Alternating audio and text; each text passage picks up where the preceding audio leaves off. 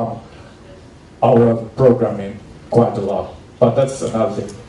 What happened in Europe in the 90s was the deregulation and liberalization of the business. That meant that this good old public broadcasting, which meant that no competition, a lot of money, these good days have gone. Not forever, I don't know, but it changed. I think that pendulum, in a way, is tried in the other extreme. First, it was very public, very high quality, like we say, but boring, and then it has shifted to another extreme, which means that the competition is hard and everyone is looking for entertainment. The commercial station is doing very well. But we are maybe doing too well because our commercial rivals are so concerned. It's the same question, discussion like in Britain, that the BBC is too strong. The same with us, that while it's too strong, and that's why we are in a hard pressure at the moment, and the money is coming short. In the international market, I see the emergence of the special channels, which is typical and offers you a lot of new possibilities, because we are a general channel. That means that we are looking for a broad audience all the time, and that of course has an influence what we choose and what we commission. And new media is also a big challenge, because you know that the younger generations, and that means in Finland people who are under 30 years old, they don't watch that much television anymore. But what is the platform, what kind of platform internet is for documentaries? That's an interesting question. I think we're going to discuss about that. A theater release in Finland, I don't see much a market for the theater releases. I believe that 52 minutes is the ideal format for the documentaries as far as Finland is concerned and my company. And that's something I'll be looking for. Like Elizabeth said, history is still very strong. World nature, of course, environment issues, very hot at the moment. I personally like also good journalism, that means social issues, foreign affairs, economics especially. I'm looking always good stories for economics and international economics. Especially when we had this big recession, there's been now huge amount of them, but I think in a way they came a bit too late, but I'm glad that they are still here with us now. Okay, I think that's good enough for now. If you had to share one thought with our audience, what would be this precious thought that you have about the state of documentary in the world as you perceive it? That question will be asked to all the panelists. As I said, the competition is hard, and it's getting harder every day. There are more and more producers coming all over the world to the market, and the market is still limited because of the money.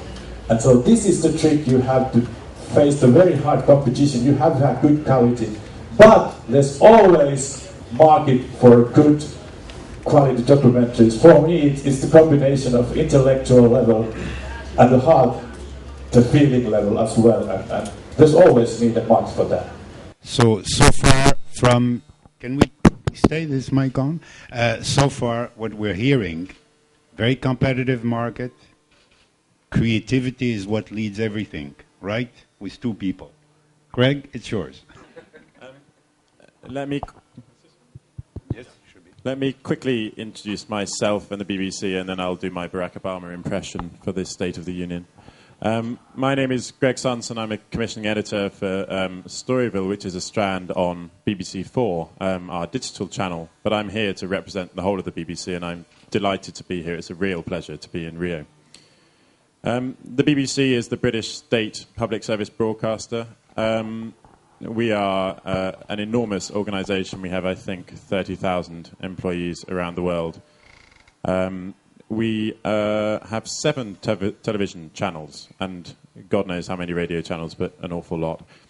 And we have an annual budget of around £3.5 billion, so $5 billion a year. Sadly, not much of that finds its way to me. We commission overall 4,000 hours worth of factual programming across those 7 channels every year, so it really is an enormous enterprise. A lot of that goes on our 3 news channels. You can see in the hotel here the BBC World News is playing. That's our international commercial channel, but we also have 2 UK news channels. But we have 4 main broadcast channels in the UK, and they vary from BBC One, which is a very popular entertainment-driven channel to BBC 4, which is my own slightly more intellectual channel. In between, you have a sort of spectrum which covers slightly more popular, slightly less intellectual, and then young people. 50% of the programs we show are made by BBC production companies, so we have an in-house production arm, and up to 50% come from independent producers. So that's the good news. So theoretically, there are 2,000 hours worth of BBC programs up for grabs a year.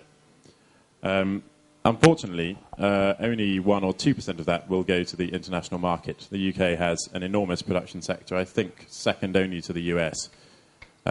So you do indeed have hot competition. My own particular strand, although I'm here for the whole BBC, is a feature documentary strand, really. We have been running for 10 years. We do 25 films each year. We do big narrative films. Man on Wire is our latest big success. We also, and I'll talk about them, did Bus 174 and are doing Jose Padilla's latest film. We do sort of author-led narrative films. Now, the State of the Union. I think there's good news and bad news. I think the good news is that with the growth of specialist channels, with the profusion and success of channels like Discovery and National Geographic, we've seen that popular factual is probably now more successful and more popular than it has ever been. It's quite extraordinary. Even on the BBC, ratings for factual programs on BBC One are going up and up, as opposed to everything else which is going down. The other good news is that funding organisations like the National Film Board of Canada, or in the UK we have the UK Film Council, in Ireland the Irish Film Board, these bodies are somehow managing to keep their money, as far as I can tell, in the massive economic downturn. So that's good news. The bad news is that everyone else is losing their money a lot. As Ali says, he has 10% cuts. The BBC is rumoured to be facing a 25% cut, which is a terrifying prospect. So there's less money around. However, that means that everyone is looking for co-production, which is very good news for international producers because it's becoming a much more globalized industry.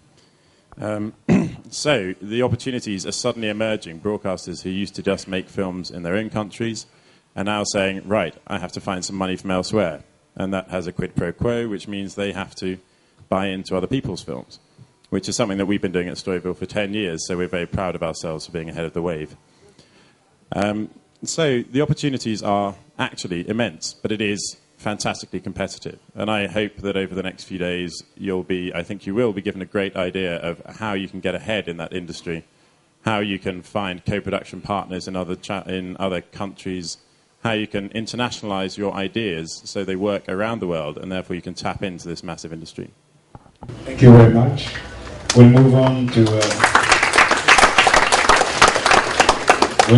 to Discovery with Michaela, and you're very familiar with this territory and this part of the world, and so from your standpoint, a snapshot, if it's possible, of Discovery as a global